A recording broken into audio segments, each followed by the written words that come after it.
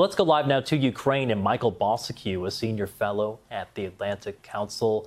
Michael, great to have you on the program. I believe you're actually in Kyiv right now. We've been hearing reports of some explosions of air defense systems engaging Russian strikes there. What have you been hearing? What's the latest you know on the ground?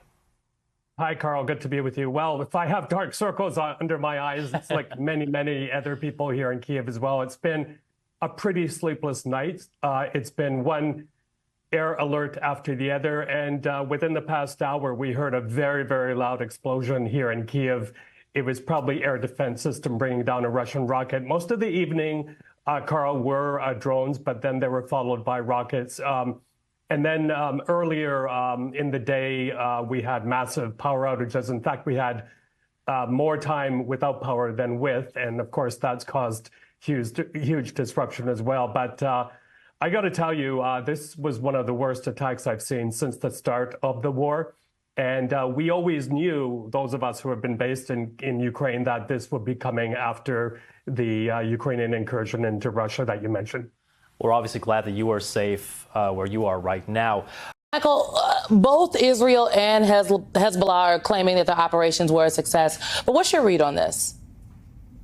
Well, good to be with you, Simone. Well, look, I think this was kind of a tit-for-tat thing. I don't think we've seen the end of this trading of missiles and rockets. In fact, leaders from both sides have said as much. But I think when you're looking at Hezbollah, when you're looking at the Iranian leaders, they're in a tough spot right now because after the double assassinations, they have to establish a sense of deterrence by showing their strength to Israel, but also showing the strength to their own people that they will not take this lightly. I mean, the Israeli assassination in Iran was something that showed weaknesses, vulnerability in the Tehran defenses, huge humiliation to them. So they're going to have to strike back. But I think for the moment, what seems to be working, giving pause, is that was mentioned in the report, the U.S.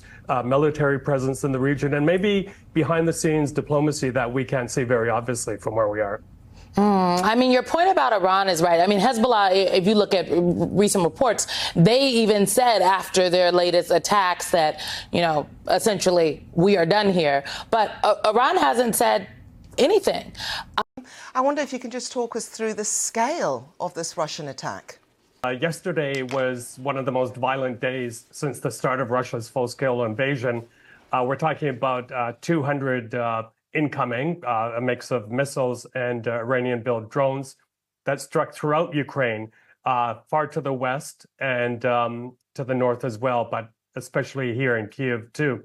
So just in the past few hours, actually hour or so, a loud explosion was heard here in Kyiv. I don't know if that was air defense striking a Russian rocket in the air or was a direct hit. But what we do know is that critical infrastructure has been hit and hit very hard. In fact, one of the objects struck yesterday was a 408 megawatt Kyiv hydroelectric power plant.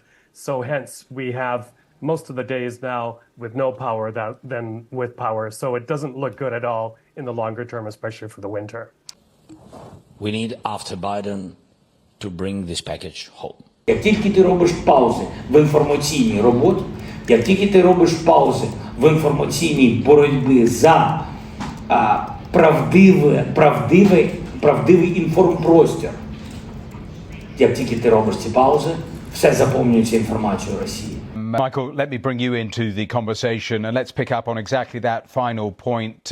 Why is Washington so reluctant to change the rules on that? They have been slow when it came to giving Abrams tax. They've been slow when it came to F-16s. They are now being slow and reluctant to change on that. And it continues to be the major ask from Ukraine at the moment. Sure. Well, I think the answer is pretty simple. They've fallen for the bluffing of the con man in the Kremlin, Mr. Putin. I think there's still a great fear in the White House as well as the State Department, according to our Atlantic Council sources, that there's still this fear that Mr. Putin may use tactical nuclear weapons. Today, in that press conference that Mr. Zelensky gave, he said he was 100% certain that Mr. Putin would never use tactical nuclear weapons because the response, as he put it, would be very quick. So When I think the Kursk operation should have been a bit of more of an eye-opener for the White House. They had seen the weakness in the Kremlin's response, the disorganization of what's happening. This was a great humiliation, clearly, for Mr. Putin, and he still has not been able to clear the Ukrainians out of Kursk. We're almost at 3 weeks now.